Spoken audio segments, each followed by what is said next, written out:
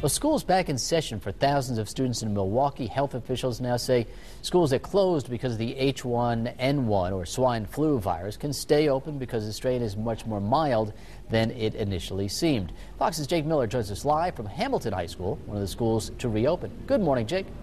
Yeah, good morning, Pete. Yeah, at one point we had 8,400 students in 21 schools in the Milwaukee area closed, but back on today, as you can see. Hamilton High School, the largest high school in the city, just getting ready to start classes at about 8:30. Now, the health department and the mayor of Milwaukee said that they were going to reopen schools after the decision comes from the CDC to change its recommendation on school closings, saying the virus isn't as virulent as it's initially thought. So MPS is reopening schools, and most other schools in the area are doing the same and reopening today.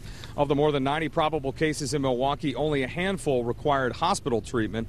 In other words, this strain of swine flu is no more dangerous than the more familiar seasonal flu. So city health department saying they're going to monitor the outbreak around the Milwaukee area. They're also urging anyone with flu symptoms to stay home and especially avoid public transportation. There are two schools in the West Allis, West Milwaukee School District that are going to reopen tomorrow, but more schools reopening today, most of the schools reopening today, and we're asking parents that if they're not quite sure on which school is opening, they want to call their school or go onto our website or call the local health department to see what's going on. So a lot of students out here waiting to come into the doors. We talked to some students who said that they actually thought that being out for one day was ridiculous. They thought that it was that health officials were being a little overly precautious. Some students say they were glad to be back because we talked to some seniors actually who said they're glad to be back because they have so many activities coming up over the next couple of weeks that they didn't want to be pushed back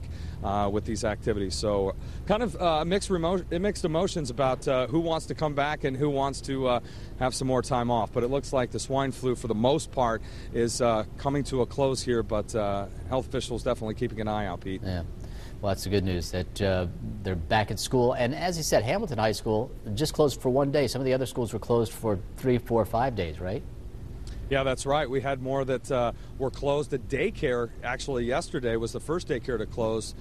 They were expected to be closed for the rest of the week, but it looks like they're going to be back on as well. This is good news for parents. A lot of people we talked to said that they were trying to, hustle to try to find alternate daycare for people, have to accommodate their work schedules.